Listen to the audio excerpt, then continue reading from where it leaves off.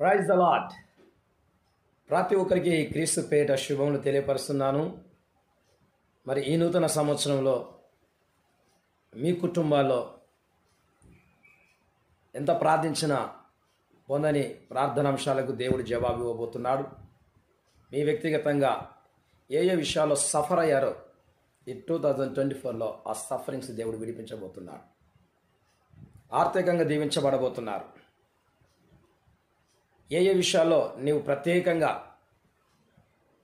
బాధపడ్డావో, వేదన గురి అయ్యావో, ప్రియ సహోదరి సహోదరుడా, దేవుని యొక్క సేవకునిగా నేను ఈ మాట చెప్తున్నాను.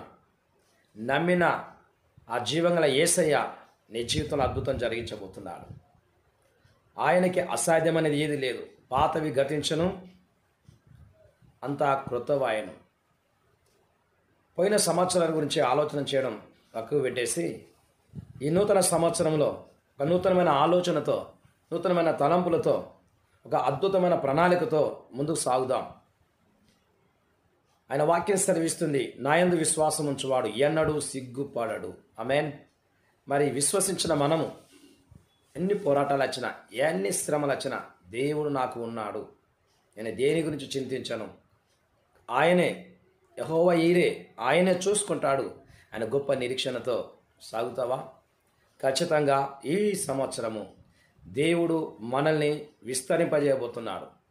ఈ సంవత్సరం బలమైన పరిశుద్ధాత్మ అభిషేకాన్ని ఎవరైతే నిజంగా తనతో గడుపుతుంటారో, సహవాసం చేస్తుంటారో వారి జీవితాల్లో ఆయన అనుగ్రహించబోతున్నాడు.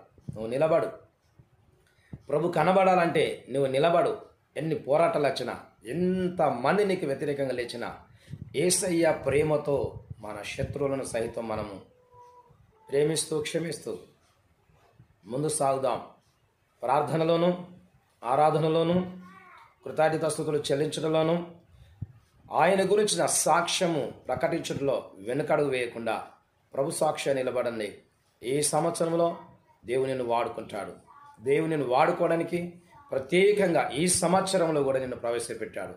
కావున సెలోయం ఇంటర్నేషనల్ ప్రేయర్ మినిస్ట్రీస్ నుండి నేను మీ అందరికీ నూతన సంవత్సర శుభాకాంక్షలు తెలియపరుస్తూ ఈరోజు కరీంనగర్ బస్టాండ్ దగ్గర జరుగుతున్న మరి నూతన సంవత్సర ఆరంభంలో జరుగుతున్న కృతజ్ఞత ఆరాధన, స్తుతి ఆరాధన మీటింగ్కి ప్రేమతో ఆహ్వానిస్తున్నాను.